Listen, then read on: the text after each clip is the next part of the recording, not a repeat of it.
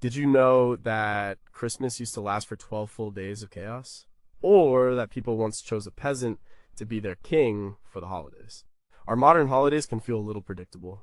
We have the tree, the presents, the quiet family dinner. But something is missing. We've traded wild, community wide celebrations for something smaller, quieter, and maybe a little less alive. Hundreds of years ago, the winter holidays were not just a day or two off work. They were a season of misrule, or a time when the world turned upside down. The poor feasted like lords. The rich were targets of pranks. People sang to apple trees to make them grow and wore animal masks to go door to door. It was loud, messy, and deeply connected to the seasons and the community.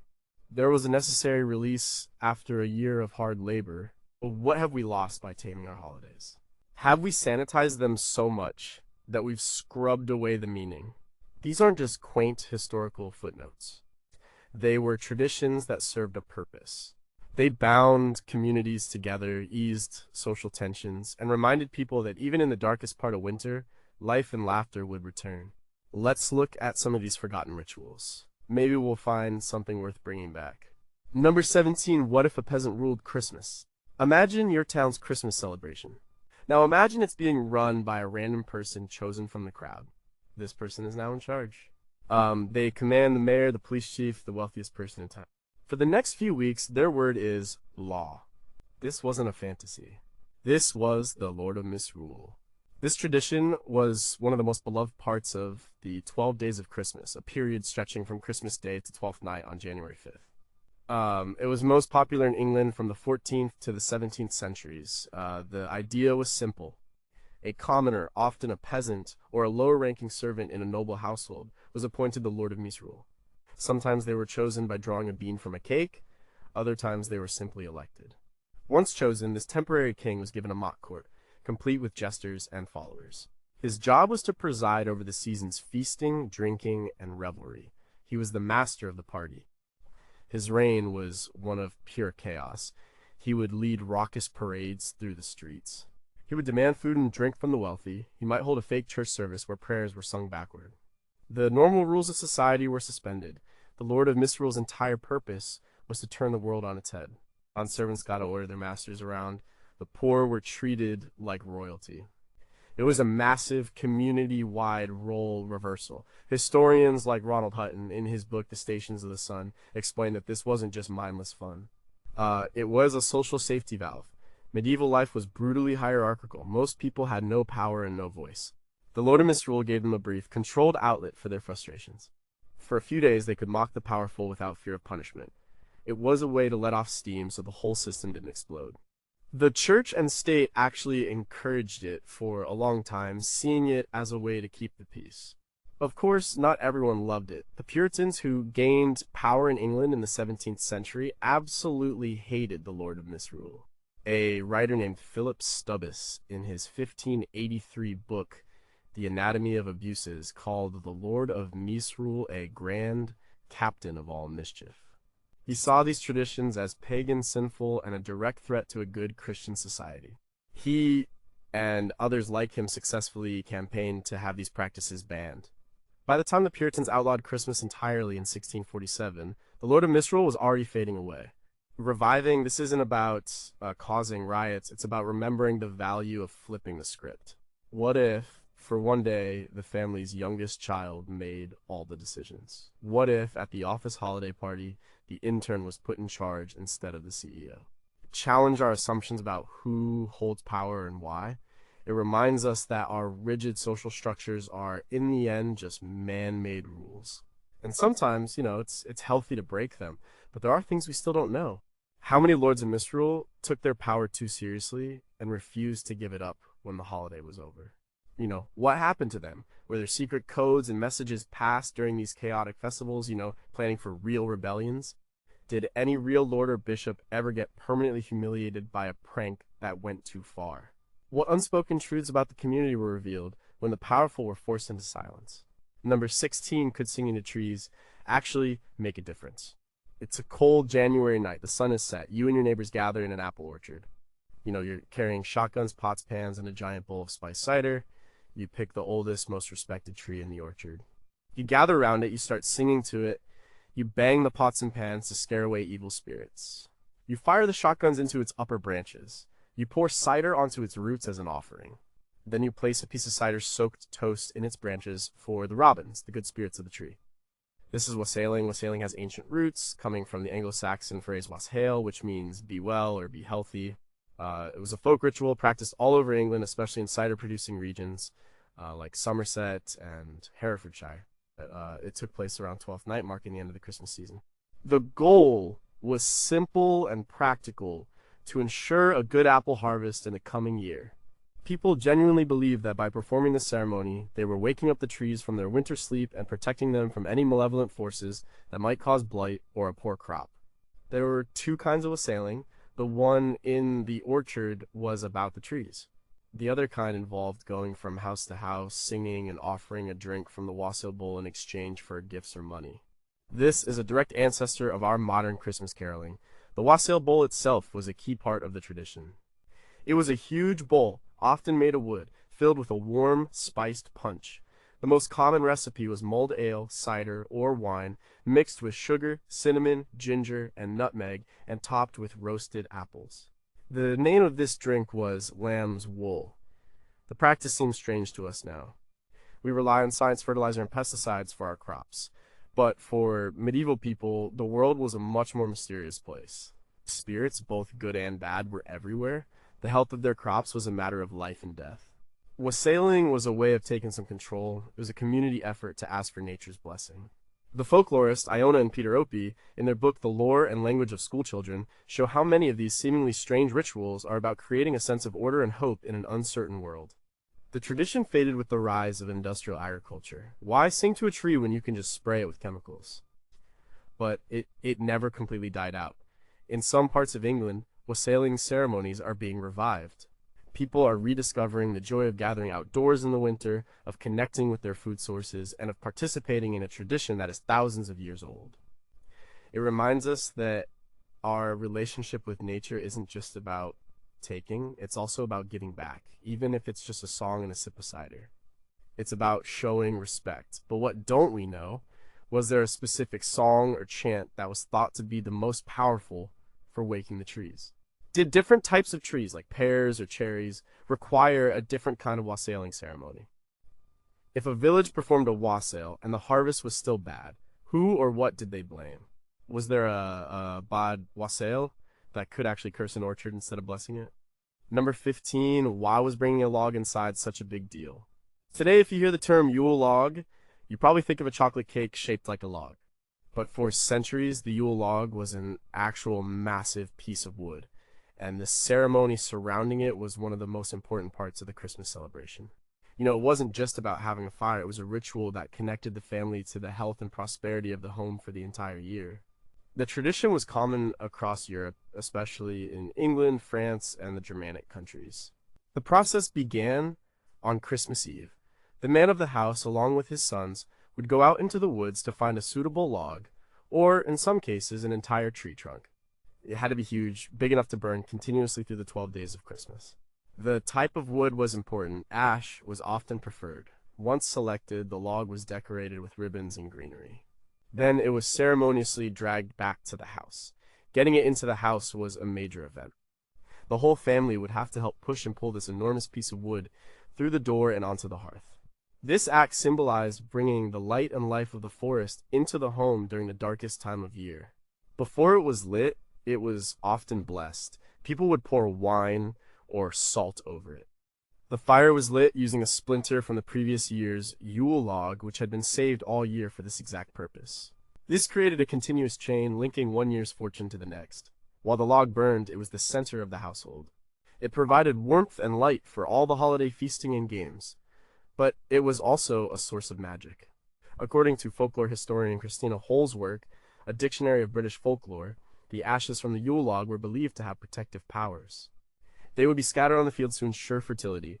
A small piece of the charcoal might be placed in a well to keep the water pure.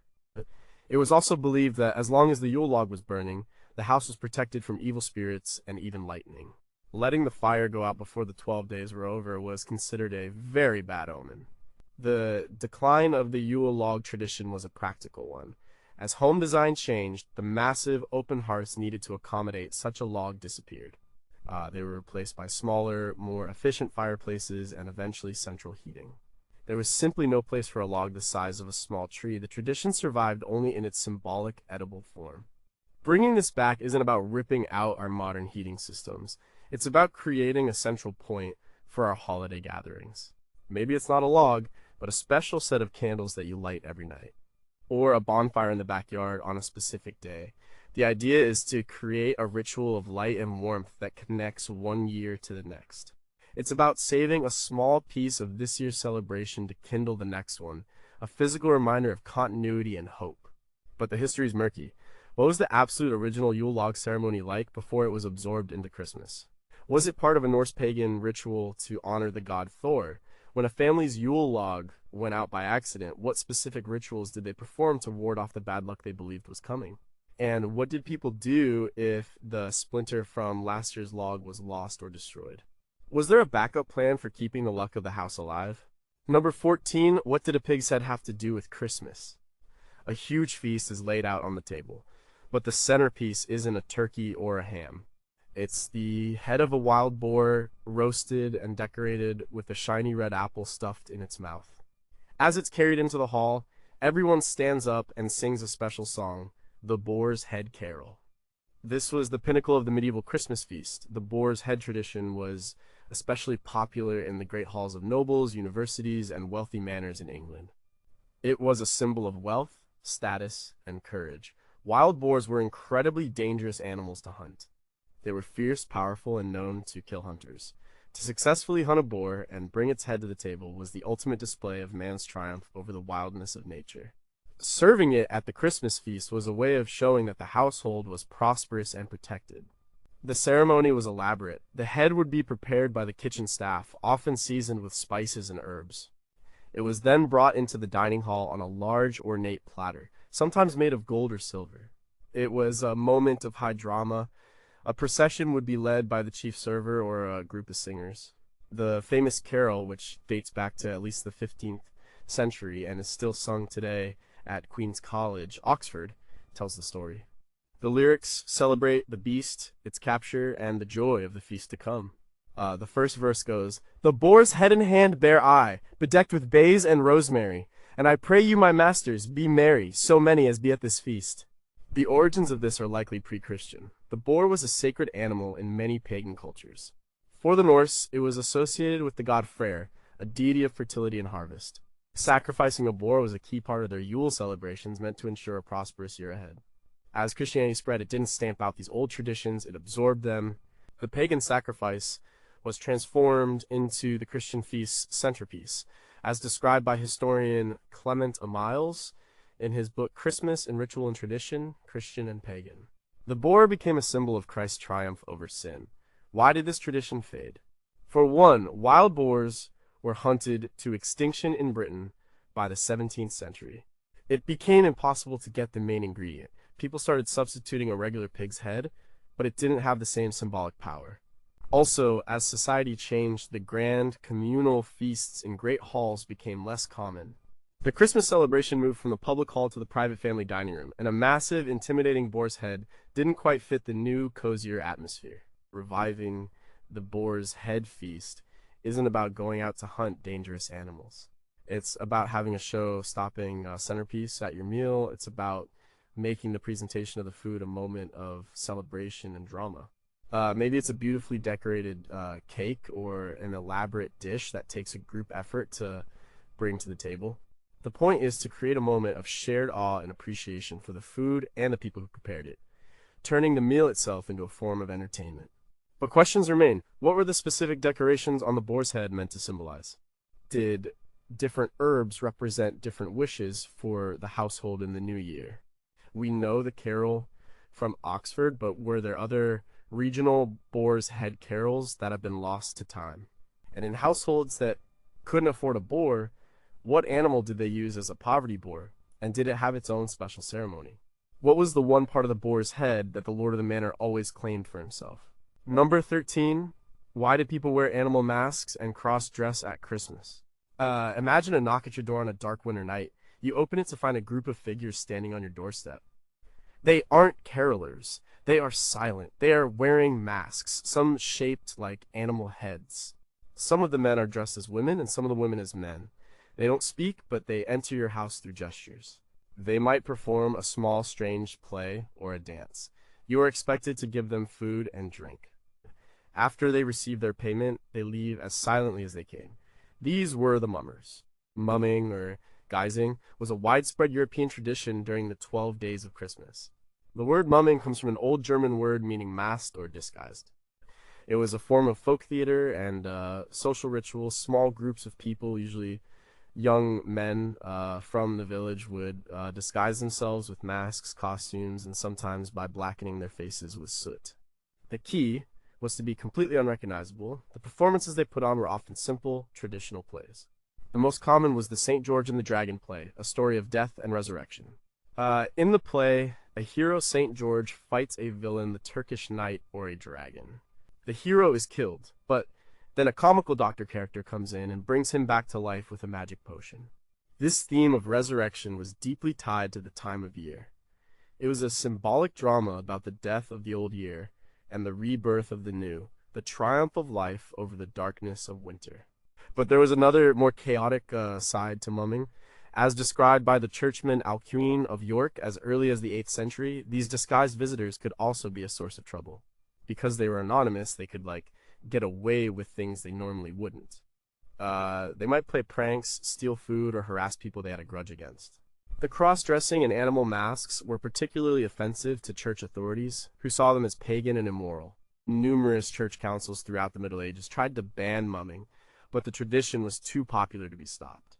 King Henry VIII himself was said to be a fan of mumming, though he passed a law in 1511 making it illegal to go mumming while wearing a mask, for fear that it could be used as a cover for criminal activity. The tradition eventually evolved. These scary, silent mummers became the more familiar Christmas carolers and trick-or-treaters of Halloween. The element of disguise and visiting houses for a reward remained, but the sinister edge was lost. Today, mumming plays are still performed in some villages in England, but they are a self-conscious folk revival, not a spontaneous community ritual. To bring it back, we could embrace the idea of anonymous, playful mischief. Instead of just sending a Christmas card, what if you left a mysterious small gift on a neighbor's porch? Or organized a neighborhood talent show where everyone performs in costume? It's about shaking up social norms and introducing an element of mystery and surprise into our overly planned holiday season. It's about the freedom that comes from putting on a mask, even for just a little while. But the origins are mysterious. Were the animal masks meant to represent ancient pagan gods, or were they just a convenient disguise? What was the original mummers play about before it became the story of St. George? Did the mummers have a secret language of gestures that they used to communicate with each other in the households they visited? And how many crimes were committed under the cloak of a mummer's disguise that were never solved? Number 12. How could a cake predict your future? On the last of the 12 days of Christmas, January 6th, the family would gather for a special celebration. The main event was a cake. It was a rich, fruit-filled cake, known as the 12th night cake. But this was no ordinary dessert. Hidden inside its batter before baking were two small objects, a dried bean and a dried pea. The person who found the bean in their slice was crowned king of the feast. The person who found the pea was crowned the queen. This tradition of the being king was celebrated all over Europe. The cake was ceremoniously cut and distributed to every member of the household, from the lord and lady down to the lowest kitchen servant. Everyone got a piece. Once the king and queen were discovered, they were treated like royalty for the rest of the night. Everyone had to do what they said. It was another version of the Lord of Misrule, a temporary role reversal that brought the Christmas season of Misrule to a close. The diary of Samuel Pepys, a famous 17th century English administrator, gives us a great first-hand account of a 12th night party. On January 6, 1669, he wrote about the fun of choosing the king and queen and the games that followed. The night was filled with feasting, drinking, and playing pranks. The mock royalty would lead the celebrations, and their reign would end at midnight, at which point the social order returned to normal and the festive season was officially over. The origins are thought to go all the way back to the Roman festival of Saturnalia. During Saturnalia, a mock king was also chosen, often by casting lots, to preside over the festivities. The bean was a common object used for this kind of selection in the ancient world. The church later adopted the festival as the Feast of the Epiphany, celebrating the visit of the three kings, the Magi, to the baby Jesus. The cake became known as a king cake, and the bean finder was said to be honored in the same way the Magi honored Jesus. This tradition is still very much alive in some places, like New Orleans during Mardi Gras, where a plastic baby is hidden in the king cake. The tradition began to die out in the 19th century, particularly in England, though Queen Victoria is said to have disliked the rowdy, boisterous nature of Twelfth Night parties. As her more sober, family-focused vision of Christmas became the standard, the chaotic final night of the season fell out of fashion. The Christmas tree, introduced to England by Victoria's husband Prince Albert, replaced the Twelfth Night cake as the main symbol of the holiday. Reviving this is simple and fun. Bake a cake. Hide a bean in it. A whole almond works well. Whoever finds it gets to be king or queen for the night. They get to choose the movie or the music, or they are exempt from doing the dishes. It's a small, playful way to end the holiday season with a bit of ceremony and a final burst of fun. But it's a game that puts everyone in the household on an equal footing, even if just for one evening. But we still have questions. What happened if someone accidentally swallowed the bean or the pea? Was it considered a bad omen? Were there other objects hidden in the cake besides the bean and the pea with different meanings? In a poor family that couldn't afford a fancy cake, what did they use instead to choose their king and queen? And what was the most outrageous command a bean king ever gave that the rest of the household was forced to obey? Or number 11, when was a child the most powerful person in the church? Imagine walking into a great cathedral on a holy day in December. You expect to see the bishop in his tall mitre and elaborate robes leading the service. But instead, sitting on the bishop's throne is a young boy, maybe 10 years old. He is dressed in miniature versions of the bishop's vestments. He is the one giving the sermon. The adult clergy are all taking orders from him. This was the strange and wonderful tradition of the boy bishop. This practice was common across Europe from at least the 10th century. It usually took place on December 6th, St. Nicholas's Day, the patron saint of children, or on December 28th, Holy Innocents' Day, which commemorates the children killed by King Herod. On that day, a boy, usually a choir boy from the cathedral, was elected by his peers to be the boy bishop. He would hold this office until the end of the day, or sometimes for a few days. His authority was real, at least within the confines of the church. He and his clergy of other children would take over the running of the cathedral.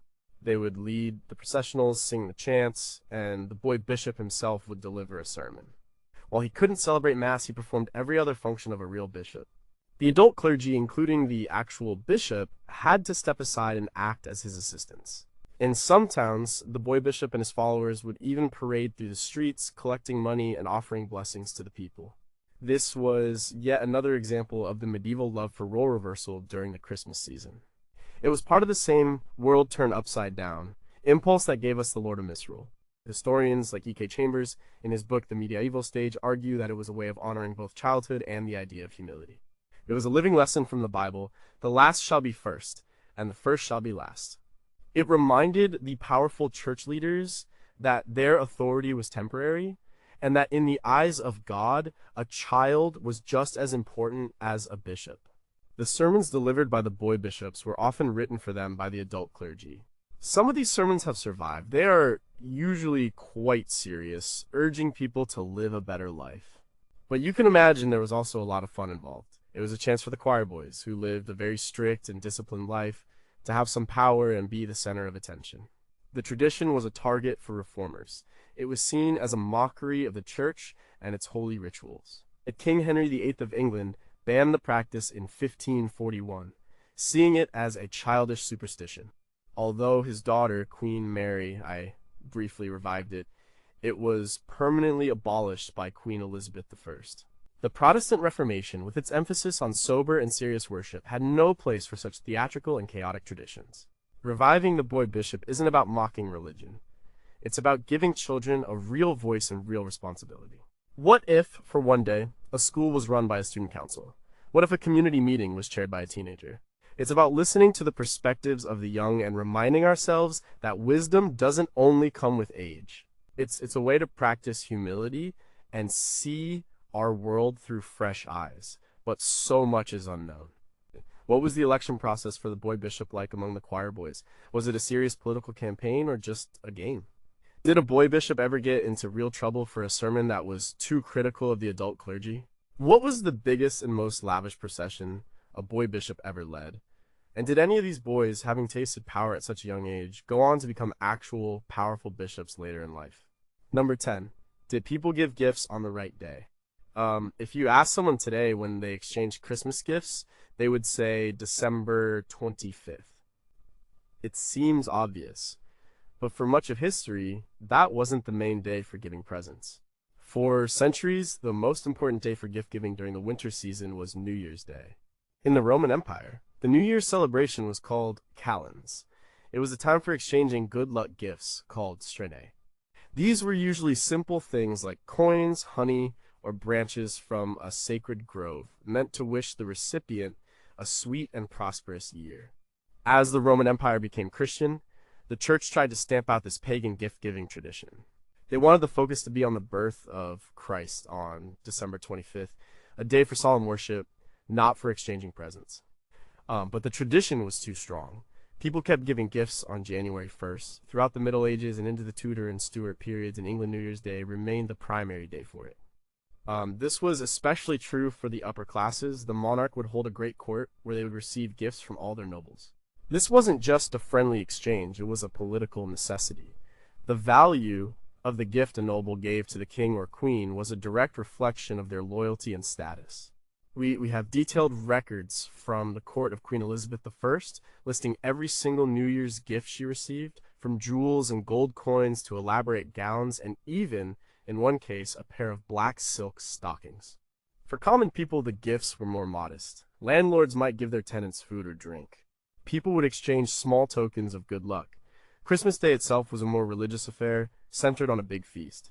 The idea of giving presents specifically to children on Christmas Day was linked to the story of Saint Nicholas, whose feast day was December 6th. But the large-scale exchange of gifts among adults was a New Year's affair. So what changed? According to the historian Stephen Nissenbaum in his book, The Battle for Christmas, the shift happened in the 19th century. The Victorians in both England and America are largely responsible for creating the version of Christmas we celebrate today. They wanted to transform Christmas from a rowdy public festival into a quiet, family-centered holiday. They popularized the Christmas tree, Christmas cards, and the idea of Santa Claus bringing gifts for children. In this new model, the focus of gift-giving shifted firmly to Christmas morning, centered around the family and the tree. New Year's Day became a quieter day of reflection and making resolutions. Reviving New Year's gift-giving could actually take some of the pressure off Christmas. It would separate the religious and family aspects of Christmas Day from the commercial frenzy of present swapping. It would also return the tradition to its original meaning, a gift to wish someone good fortune for the year to come, not just a reward for being good. It could be a day to give small, thoughtful gifts to a wider circle of friends and neighbors, strengthening community bonds for the new year. But we can only speculate about some things. When a noble gave the king a disappointing New Year's gift, what were the real political consequences? Among poor villagers, what was the most common or treasured New Year's gift to exchange? Was there a specific type of gift that was considered bad luck to give or receive on New Year's Day? And how did the tradition of the Christmas box given to servants on St. Stephen's Day, December 26, fit in with the larger gift-giving calendar? Number 9. What did a dead bird have to do with a saint? On the day after Christmas, December 26th, groups of boys and men would go out into the countryside. Their mission was to hunt a tiny bird, the wren. Once they had captured and killed one, they would fasten it to the top of a long pole, which they would decorate with ribbons and holly. Then they would carry this pole from house to house, singing a song and asking for money. This was the strange tradition of hunting the wren, and the day was known as Wren Day. This custom was especially popular in Ireland, the Isle of Man, and parts of England and Wales. It was practiced for centuries and survived in some rural areas well into the 20th century. The song they sang, known as the Wren Song, explained their purpose. One version starts, the wren, the king of all birds. St. Stephen's Day was caught in the furs. Although he is little, his family is great. I pray you, good landlady, give us a treat. Is the treat they were asking for was usually money, food, or drink. If a household was generous, the wren boys would give them a feather from the bird for good luck. If a household refused, they might be cursed with bad fortune. But why the wren? Why this tiny, seemingly insignificant bird? There are several legends that try to explain it. In Christian folklore, the story goes that when the first Christian martyr, Saint Stephen, whose feast day is December 26, was trying to hide from his enemies, a wren made a noise and gave away his location, leading to his capture and death. Hunting. The wren was therefore a form of symbolic revenge. Another story connects the wren to Irish soldiers fighting the Norse. The Irish were about to launch a surprise attack when a wren, pecking at crumbs on a soldier's drum, woke up the sleeping Norsemen. The attack failed and the wren was branded a traitor. However, historians and folklorists believe the tradition is much older and has pre-Christian pagan roots. In Celtic mythology, the wren was a highly respected and powerful bird, sometimes considered the king of the birds. The folklorist Sir James Frazer, in his seminal work The Golden Bough, links the ritual to ancient practices of sacrificing a sacred animal or king at the end of the year to ensure the return of life and fertility in the spring. The wren was the symbolic king who had to die for the community to be reborn. The ritual was a serious, symbolic act, not just a cruel prank. The practice faded because of changing attitudes towards animals and a general decline in rural folk traditions. People became uncomfortable with the idea of killing a bird for a festive ritual. The tradition was tamed in some modern revivals. A fake wren is used instead of a real one. We shouldn't revive the part about killing a bird, but the core idea of a community walk on the day after Christmas has value. After the intensity and enclosure of Christmas Day, a tradition that gets everyone out of the house and walking through the neighborhood together is a healthy thing. It could be a neighborhood scavenger hunt or a walk to deliver small treats to neighbors. It's about stretching your legs, getting fresh air, and turning the focus from the immediate family back out to the wider community. But the true origin is still a mystery. Was the wren a substitute for an earlier, more significant sacrifice, perhaps even a human one, in deep antiquity? Were there different rituals for the wren's burial after the parade was over, and what did they signify? Did the specific way the wren was killed hold any symbolic meaning? And in the mythology, if the wren was the king of the birds, what crime did it commit to deserve being hunted down by its subjects every year? Number 8, why did the holiday season end with a woman holding a candle? Our modern Christmas season seems to end abruptly. On December 26th, the decorations are already on sale. By New Year's Day, many people have taken down their trees. But in medieval times, the Christmas season had a clear and beautiful endpoint February 2nd, a festival called Candlemas. Candlemas was a major Christian feast day. Its official name is the Feast of the Purification of the Blessed Virgin Mary. It falls 40 days after Christmas, which, according to Jewish law, was the day a mother would be purified after giving birth and could present her child at the temple. So the day commemorates Mary bringing the baby Jesus to the temple in Jerusalem. It was also known as the Feast of the Presentation of Christ. The popular name Candlemas came from the central ritual of the day. The congregation would gather at the church, and everyone would be given a candle. The priest would bless the candles, and then the entire group would walk in a grand procession holding their lit candles. This symbolized Jesus being the light of the world. After the ceremony, people would take their blessed candles home. These weren't just ordinary candles, they were believed to have special protective powers.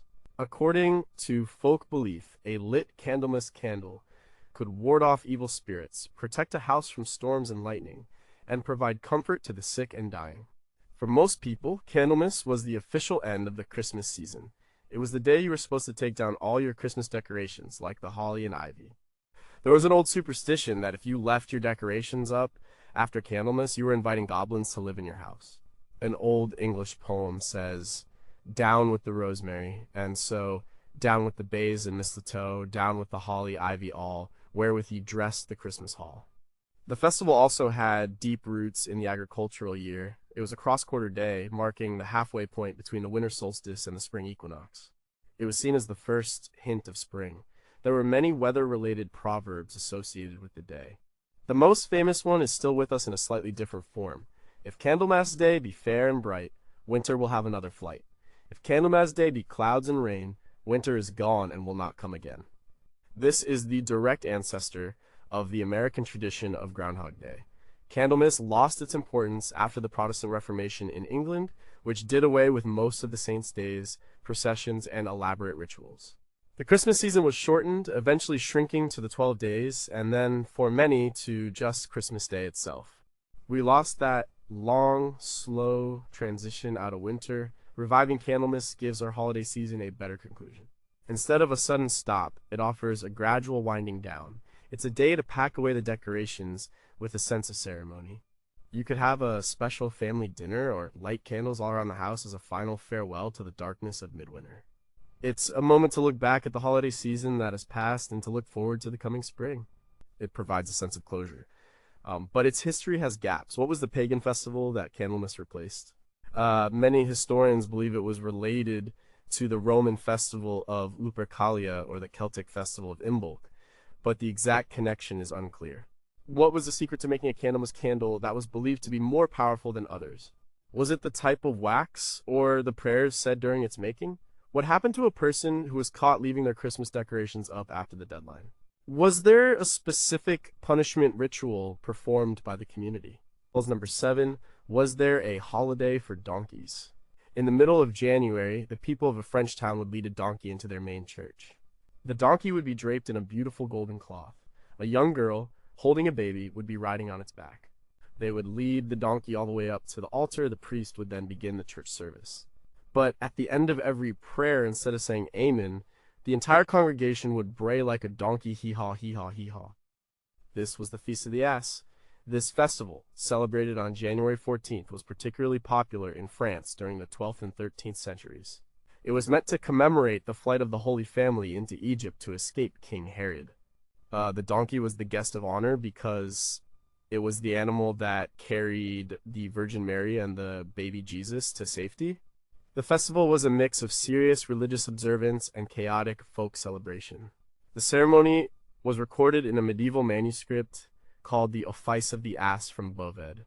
This document lays out the whole service. It includes a special hymn sung in the donkey's honor called the Song of the Ass. The lyrics praise the animal for its strength and its role in biblical history, not just in the flight to Egypt, but also for carrying Jesus into Jerusalem on Palm Sunday. The song's chorus, sung in Latin, translates to, "Hail, Sir Donkey, hail." This was another one of these fools, a group of holidays around Christmas and New Year's that involved parody and misrule. Bringing a live animal to the altar and braying during a sacred service was a deliberate act of fun and irreverence. It was a way for common people to feel that the church wasn't always a stern, remote institution. It could be a place of laughter and joy, too. The donkey, a humble, everyday beast of burden, was elevated to a place of honor. It was a celebration of the lowly and the overlooked. As you might expect, church authorities were not always pleased. Over time, high-ranking clergy began to see the Feast of the Ass as blasphemous and undignified. They felt it made a mockery of the sacred liturgy. A letter from the Faculty of Theology in Paris in 1445 condemned the practice, complaining about the braying, the silly songs, and the general carnival atmosphere inside the house of God. Gradually, through pressure from the church hierarchy, the festival was suppressed and eventually disappeared. Why should we remember a tradition like this? Because it reminds us not to take ourselves too seriously, even in our most solemn moments. It celebrates the role of the humble and the absurd in our lives. We could revive its spirit by finding ways to incorporate humor and playfulness into our own traditions. Maybe it's a silly sweater day or a party where the theme is deliberately ridiculous. It's about remembering that laughter can be a form of worship too. It's a tribute to the donkeys, in our lives, the reliable, hardworking people and things we often take for granted. But there are things we'll never know. Was a specific donkey chosen for the honor each year? Did it have to have certain qualities? What did the priest do if the donkey misbehaved during the service, which it surely must have done sometimes? Outside of France, were there similar festivals celebrating other animals that played a role in the Christmas story, like the ox or the sheep? And what was the most scandalous thing that ever happened during a Feast of the Ass celebration that caused the church to finally crack down on it? Number 6, could your first visitor of the year decide your fate? The clock strikes midnight on December 31st. The new year has begun. You wait by your door, listening. You hope the first person to cross your threshold is a tall, dark-haired man. If he is, your household will have good luck for the next 12 months. But if the first person to enter is a woman, or a man with fair or red hair, you're in for a year of bad fortune. This is the superstition of the first footer. This tradition was, and still is, most strongly associated with Scotland and the north of England. It's a very old belief, likely dating back to a time when a stranger at the door could mean life or death. The first footer is the first person to enter a home after midnight on New Year's Day. The characteristics of this person were believed to set the tone for the entire year. The ideal first footer was a tall, dark-haired man. This preference is often thought to date back to the Viking invasions. A strange man with fair or red hair showing up at your door in the middle of the night was probably a Viking, and that meant trouble. A dark-haired man, on the other hand, was more likely a fellow Celt or Pict, and therefore not a threat. The first footer was also supposed to bring symbolic gifts, each representing a wish for the household. The most common gifts were a lump of coal to wish for warmth, a piece of bread for food, a coin for wealth, salt for health, and a drink of whiskey for good cheer. The first footer was not supposed to speak until they had wished everyone in the house a happy new year. They would enter, place their gifts on the table, and then be offered a drink by the head of the house. In many communities, it was a great honor to be chosen as the first footer for a neighbor's home. Often, a person who fit the lucky description would be prearranged to be the first one to visit a number of houses on the street right after midnight. This tradition emphasizes the importance of community and the connection between households. Your luck for the year wasn't just your own business, it was influenced by your neighbors. It was a ritual that physically brought the community together at the very start of the year. The historian Dr. Marina Warner has written extensively on how superstitions and rituals like this create a sense of control and narrative in people's lives. Believing that you could influence your luck by ensuring the right person walked through your door was a powerful comfort in a world full of uncertainty. The tradition still exists in Scotland as part of their Hogmanay New Year celebrations, but it's less common elsewhere. In our modern, more isolated lives, the idea of a neighbor being the first person to enter our home in the new year seems unlikely. More often, it's just a family member who went outside to see the fireworks. Reviving the spirit of first footing is about actively welcoming the new year with an act of community. You could make a plan to visit a neighbor right after midnight, bringing a small symbolic gift. It doesn't have to be a tall, dark-haired man. The point is the gesture to be the first person to wish someone well in the new year, face to face. It's an intentional act of starting the year by strengthening social bonds.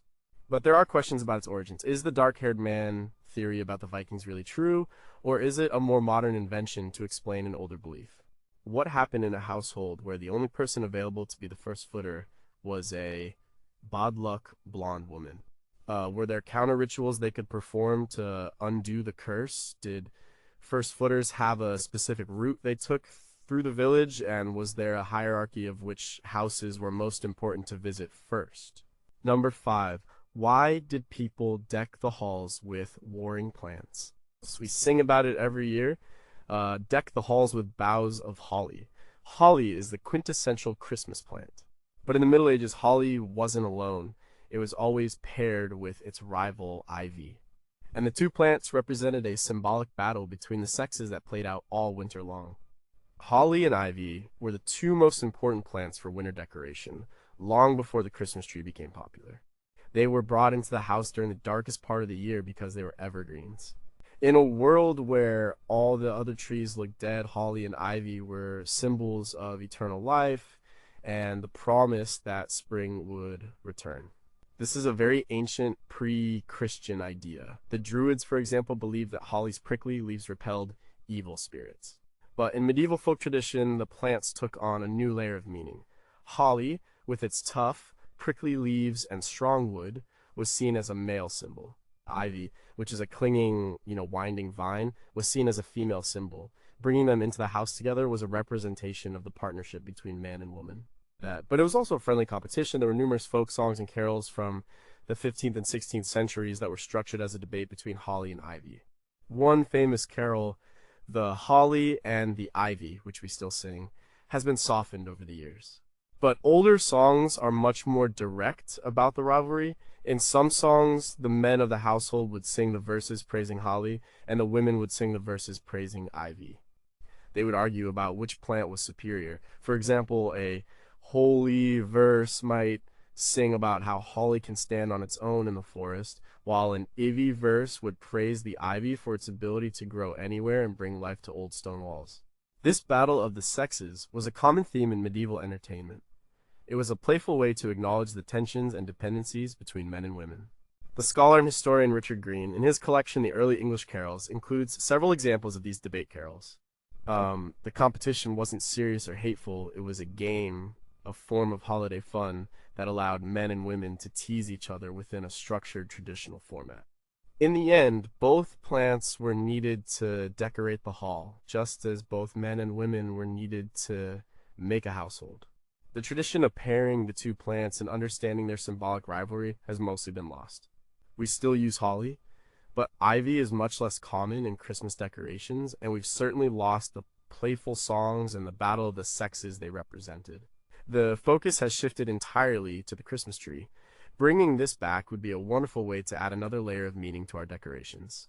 When you bring greenery into your house, think about the symbolism. You could even revive the game.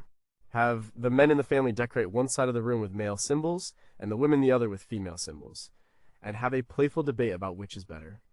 It's a way to acknowledge and celebrate our differences in a fun, low-stakes way. But there's much we don't know about this tradition. Were there other plants that were part of this symbolic battle? Was there a winner declared at the end of the 12 days of Christmas, and what did they get? Did the specific placement of the holly and ivy in the house have a special meaning? Or, for example, was holly always placed over the door and ivy over the fireplace? And what did a household do if they lived in a region where one of the plants didn't grow? Was there an approved substitute? Number 4, who was the other Santa Claus? When we think of the person who runs the Christmas season, we think of Santa Claus or perhaps the Lord of Misrule. But in many medieval monasteries, there was another figure of authority during the holidays, the Christmas abbot, or sometimes the abbot of unreason. This tradition was similar to the Lord of Misrule, but was specific to the closed world of the monastery. Monasteries were places of strict rules, prayer, and hard work. The Christmas season was one of the few times when these rules were relaxed. To preside over this period of celebration, the monks would elect one of their own number to be the Christmas abbot. This abbot's job was the opposite of a real abbot's. His role was to lead the monks in fun, games, and feasting. The Christmas abbot would be in charge for the period between Christmas and Twelfth Night. During his reign, the normal, sober routine of the monastery was suspended. There was more food, better drink, and less time spent in solemn prayer and more in celebration. We know about this tradition from the records of various monasteries. For example, the account books of the Augustinian Priory of St. Mary of Bicester in England record expenses for the disports of the Christmas abbot in the 15th century. These expenses included payments for players, minstrels, and extra food and wine. This was a necessary release for men living under a very strict regime. It was a recognized and accepted part of the monastic calendar. It allowed for a period of sanctioned misrule before the return to discipline. However, just like the other Feasts of Fools, it sometimes went too far.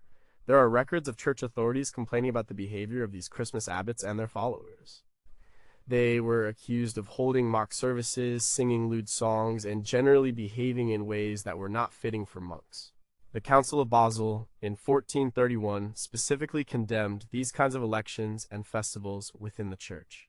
The Christmas abbot is a fascinating figure because he shows that even in the most serious and devout institutions, there was a recognized need for chaos, laughter, and a temporary release from the rules. It shows a side of monastic life that we rarely think about. It wasn't all just silent contemplation. There was also a time for a party, and they appointed a leader specifically for it. This tradition, being tied to monasteries, died out in England with King Henry VIII's dissolution of the monasteries in the 1530s.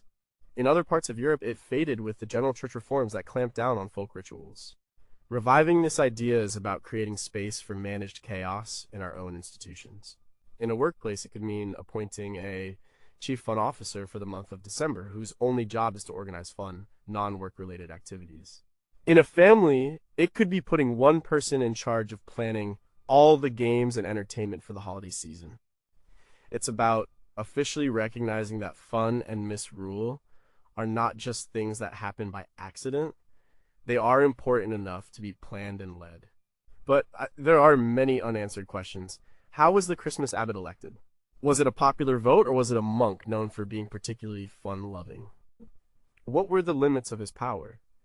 Could a Christmas abbot order a real abbot to do something embarrassing?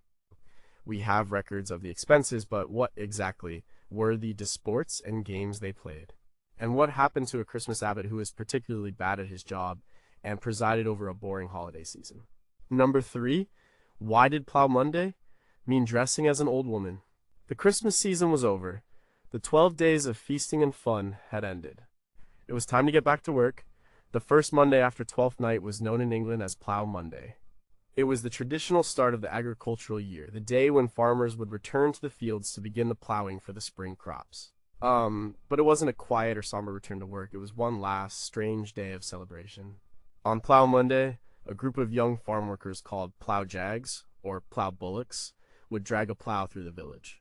The plow was often decorated with ribbons. The men themselves were disguised. Some would blacken their faces with soot. Others would dress in bizarre costumes. The two most important characters in the group were an old woman called the Bessie and a man dressed as the Fool. Both of these roles were played by men. They would pull the plow from house to house, singing, dancing, and performing a simple folk play. In return, they expected to be given money or food. If a household was generous, the plow jags would move on. But if a household refused to donate, they would be punished. The men would use the plow to plow up the ground in front of the refuser's house, a symbolic curse on their land for the coming year. It was a form of festive blackmail. This was the last gasp of the Christmas misrule. It was one final day for the workers to have some power and control before they went back to their hard, monotonous labor. The disguises, the plays, and the collection of money were all elements borrowed from the mumming traditions of Christmas. According to the research of English folklorist George Frampton, the Plow Monday plays were often very similar to the Christmas mummers' plays, featuring a death and a miraculous revival. The character of the Bessie, the man dressed as a woman, is particularly interesting.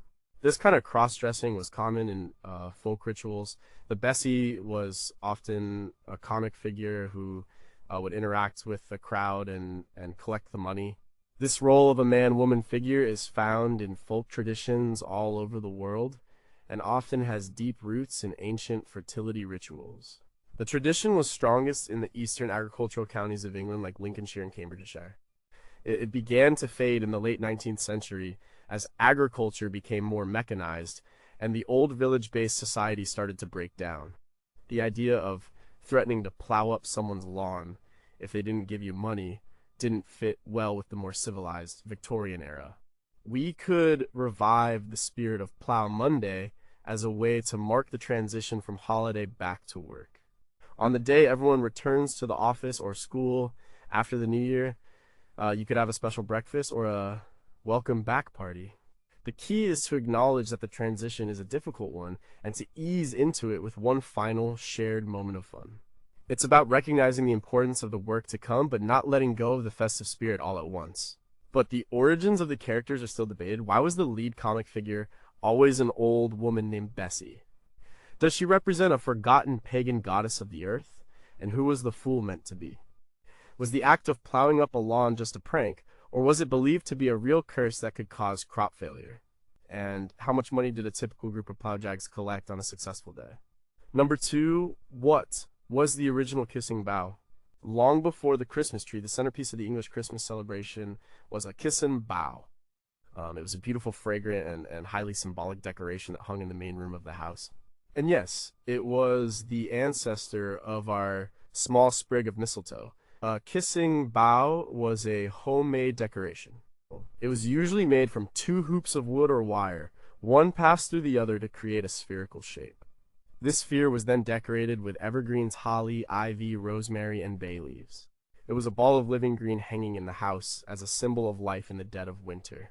Red apples were often hung from it, a reminder of the harvest and a promise of future fertility.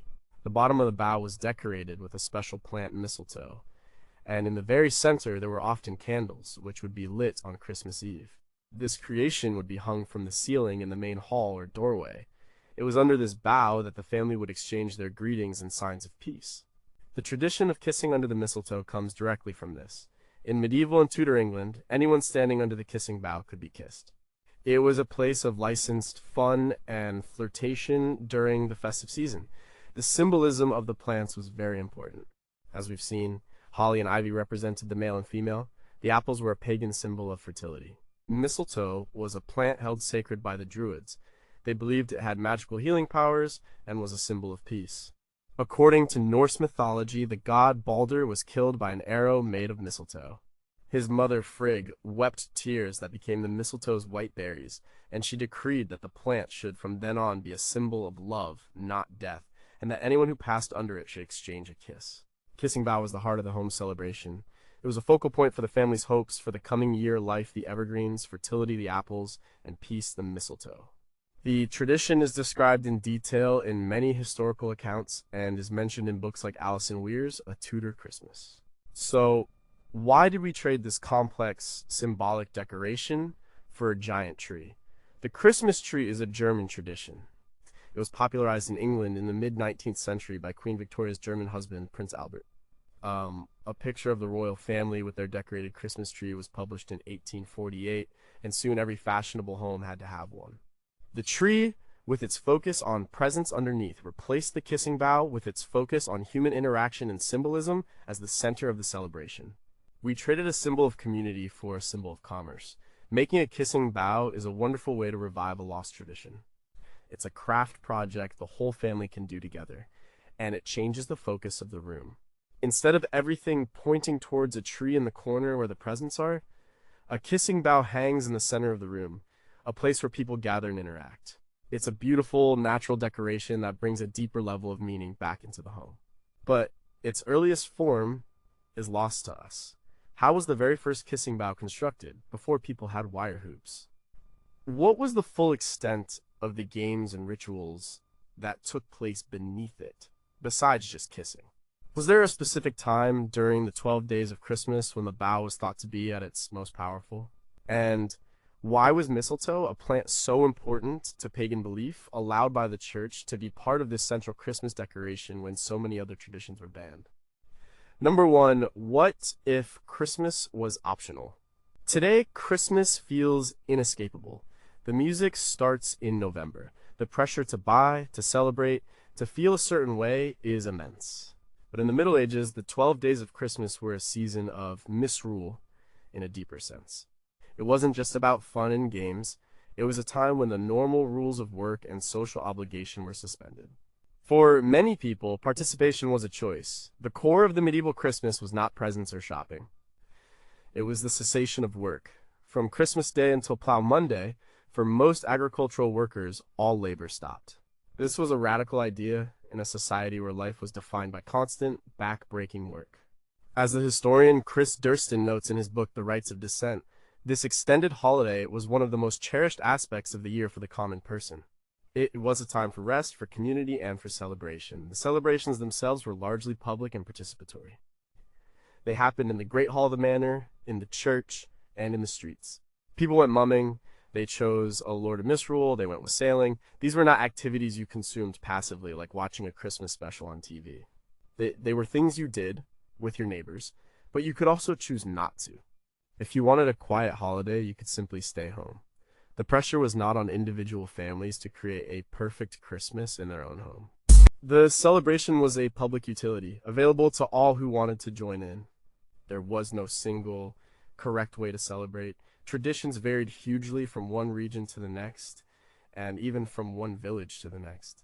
There was no Santa Claus in the modern sense, no centralized myth maker dictating what the holiday should look like.